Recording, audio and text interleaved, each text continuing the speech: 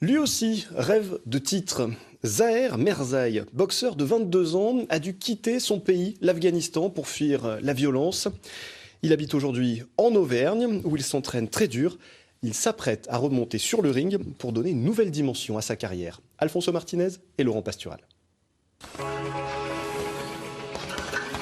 Zaher pratique la boxe thaï depuis l'âge de 10 ans en Afghanistan. C'est un boxeur expérimenté qui s'entraîne dur pour arriver à ses fins. Après 2 années sans compétition, il va être confronté au champion de Suisse, un adversaire redoutable. Son entraîneur a très vite décelé en lui un réel potentiel. C'est quelqu'un qui rechigne jamais, qui a plein de qualités. Donc je pense que non, justement, c'est un beau challenge pour lui. Donc on va voir toutes les coupes, tous les critériums, et puis plusieurs galas qui vont se présenter, on fera tout.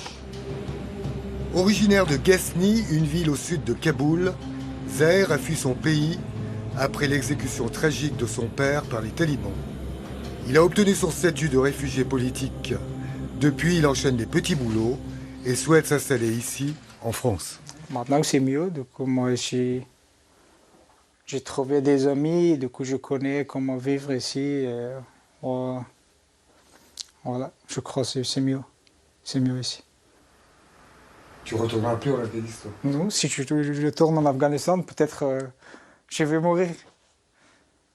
Vraiment, c'est compliqué là-bas. J'ai commencé pour me protéger, du coup, le boxe, oui. Le boxe thaï. Et après 2 ans, 3 ans, je me trouve, non, je dois faire le combat aussi. À présent, en compagnie de son coach, Zaher ne laisse rien au hasard. Ils analysent avec attention le comportement de son adversaire. Tu vois, déjà, deuxième round, il l'a mis plusieurs fois au sol, déjà sur du corps à corps, il est fatigué. C'est pour ça, si tu le saisis, t'as vu, il baisse la tête. Ouais. Là, tu rentres le genou, tu le touches direct. C'est une personne, en fait, qui veut toujours surpasser, en fait. On lui dit, tu fais 3 rounds de PO, il va toujours dire, on en fait un de plus. Il va toujours faire plus que ce qu'on lui demande. Je pense que c'est sa mentalité, en fait. Je pense qu'en fait, son vécu et son passé font aujourd'hui sa force. L'entraînement est très éprouvant. Chaque soir, il doit être au top de sa forme pour être vainqueur sur le ring. J'aimerais être champion du monde pour ma famille, gagner pour mon pays.